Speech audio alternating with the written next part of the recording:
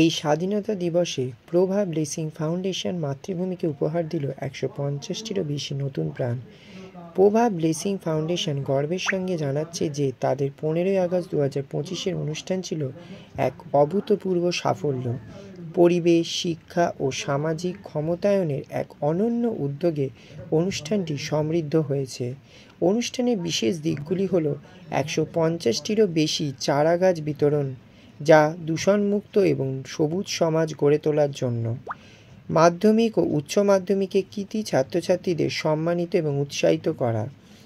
60 বছরের ঊর্ধ্বে প্রবীণ নাগরিকদের অবদানকে স্বীকৃতি জানিয়ে অনুপ্রাণিত করা হয়। অনুষ্ঠানের সূচনা হয় প্রভা ব্লেসিং ফাউন্ডেশনের চেয়ারম্যান ও প্রতিষ্ঠাতা শ্রীমতী কাজরি মোদকের মাধ্যমে জাতীয় পতাকা উত্তোলনের মধ্যে দিয়ে।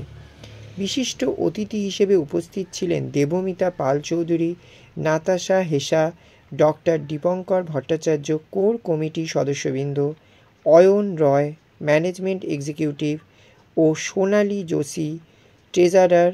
অনুষ্ঠান পরিচালনার গুরুত্বপূর্ণ ভূমিকা পালন করেন।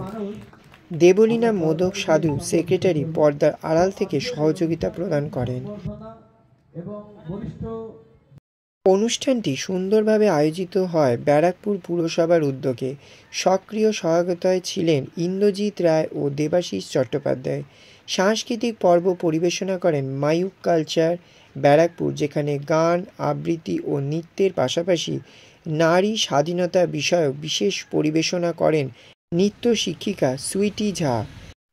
প্রাণবন্ত সঞ্চালনায় ছিলেন তারক নন্দী, যিনি মঞ্চকে প্রাণবন্ত করে তোলেন এবং দর্শকদের অনুপ্রাণিত করেন।